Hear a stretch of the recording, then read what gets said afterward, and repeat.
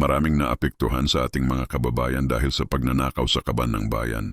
Tama ka?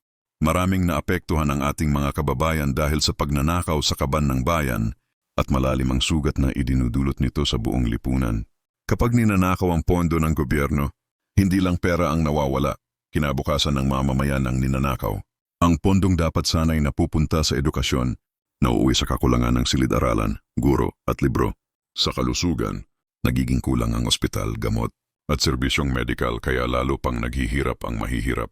Sa infrastruktura, nagiging mabagal o palpak ang mga proyekto, kalsadang madaling masira, tulay na delikado at pabahay na hindi sapat. Pinakamabigat ang tama nito sa mahihirap.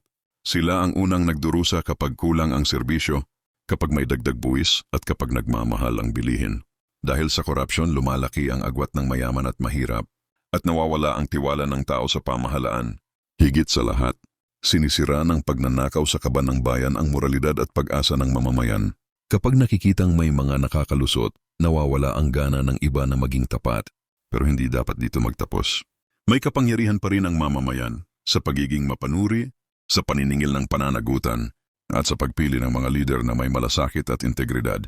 Ang laban kontra korupsyon ay hindi lang laban ng gobyerno, laban ito ng bawat Pilipino. Kapag nagkakaisa at hindi nananahimik, mas may pag-asa tayong maituwid ang mali at maibalik ang dapat para sa bayan.